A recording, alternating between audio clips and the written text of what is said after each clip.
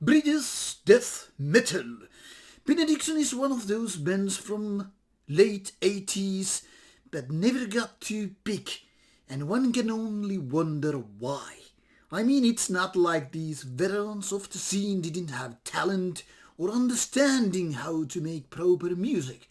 But was it more because of the American scene and the bigger names from Sweden that were to conquer the world with its death metal? Now let's be honest about it, I never was a big Benediction fan. I don't even know why. Probably heard some stuff in the early 90s when I got acquainted with the death metal and probably didn't like too much, so I kind of just forgot the band. I know mistakes were made and rarely those get corrected. We all have these skeletons in our closets, and this is just one of my mistakes, coming out of the closet with this one and all that stuff. Now, because of this past acquaintance with Benediction and not falling in love instantaneously with the band, I kind of even forgot its existence. Not totally forgotten, but never had time, energy with all the reviews and stuff to get to know the band too well. I'm sorry for that, but hey, that's how it goes in the world of music, where you can just have too many albums, too many bands and all that stuff. Now, that being said, when Scriptures, the band's latest album, the album after 12 years of hiatus more or less, came for a digital download on Nuclear Blast digital promo service, I decided what there is to lose. Let's check it out, and if it's bad, delete, move on. But I was mind blown. What the hell is going on? Scriptures, this is really strong death metal. Back to the roots, kind of a old school death metal. Really strong production, great growly vocals, and I'm like, what did I miss through these years? Now, here we have a physical format, this October release, Benediction, Scriptures. Now, it is kind of safe to say, based on some facts, that this album is kind of a comeback album. I mean, 12 years of hiatus, but not only that, because it also features probably the most respected and valued vocalist of the band, Dave Ingram, who I had the pleasure of interviewing back in the days for my net zine back then, called Inquisitionist, and I had a talk with Dave about Bolt Thrower and all that stuff. But he's mostly, I guess, known for being a Benediction vocalist, that is right after Mr. Greenway, who then decided to join Napalm Death in early 90s. Now, since Dave's days passed, Dave's tour took him other places, and a lot of stuff has been going in the Benediction camp, and Scripture features totally renewed lineup. Now there's a new bass player, new drummer, and of course Mr. Dave is back onto the business. So two original members, these guitar players from the 1980s, Peter Rue being one of them, and then the almost original vocalist to accompany them. So it's like 3/5 of old cast, two newer members, and voila, what you have here is Scriptures, one of the best Benediction albums. Like I said, I am in no position to just put them in the right order, just which one is the best and all that stuff, because I've missed so much. But rest assured, once upon a time there will be a day when I have time to go through all the Benediction.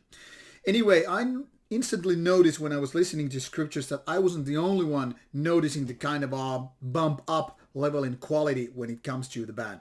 I mean, I was a little bit afraid if I had been just missing really, really great quality albums, but a quick look to what my colleagues had been written about Benediction kind of revealed to me that it seems like the band really hadn't stepped up since the early years anyway.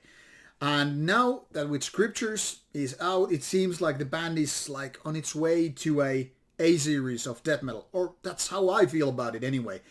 Now, quick look at the Benediction on Metal Archive shows that they have quite a few releases, but it's not like a Cannibal Corpse amount of releases. I mean, many of those older bands, Napalm Death, Cannibal Corpse and such, they are almost 20 full-length albums, whereas Benediction is like halfway there, even if being, the same generation basically. I mean, coming from 1980s.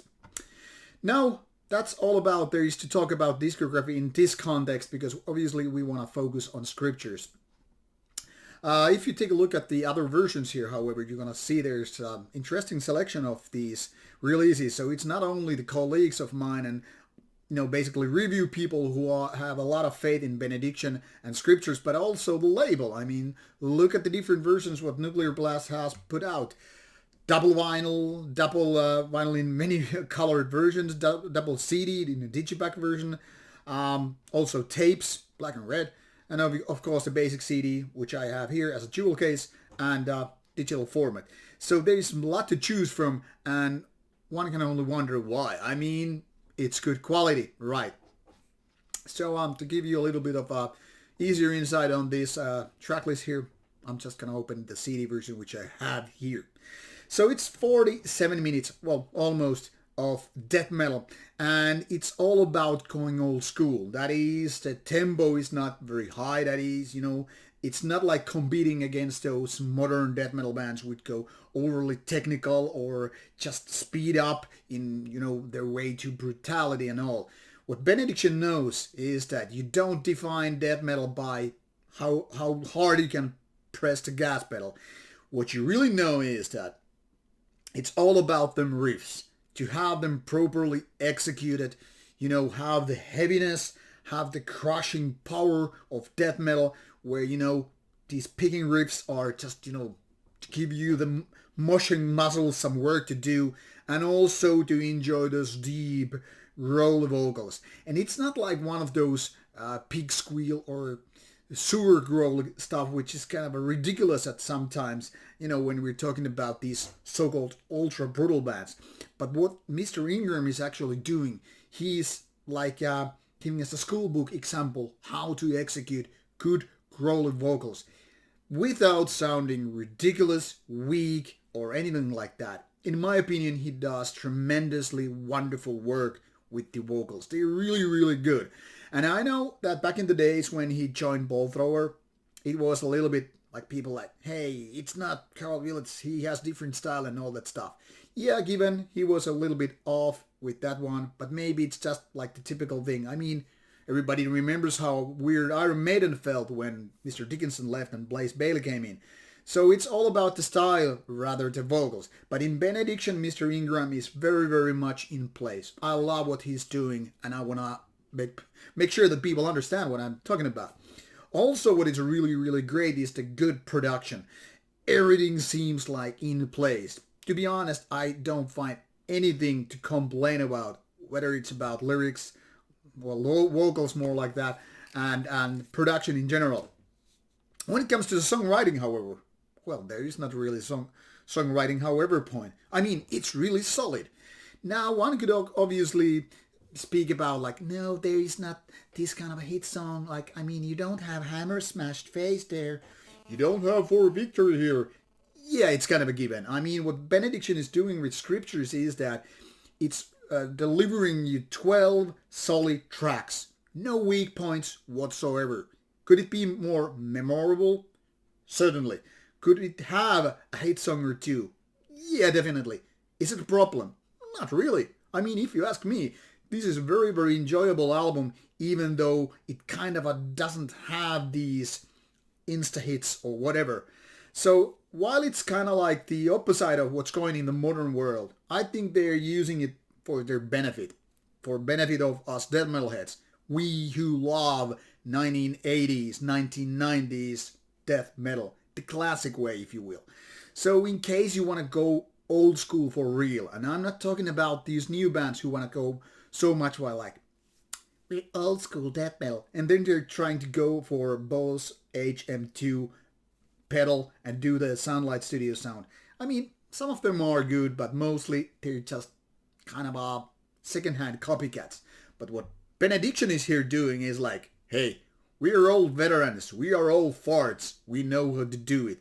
And they have done it. They have proven that they have the skill set, they have the understanding, they have the means, and they executed it just nicely. Just tremendous work overall. one of the best death metal albums in fall 2020. That's all about I'm gonna say. Check it out, enjoy it, fall in love with it. That's it. Rauta, signing off.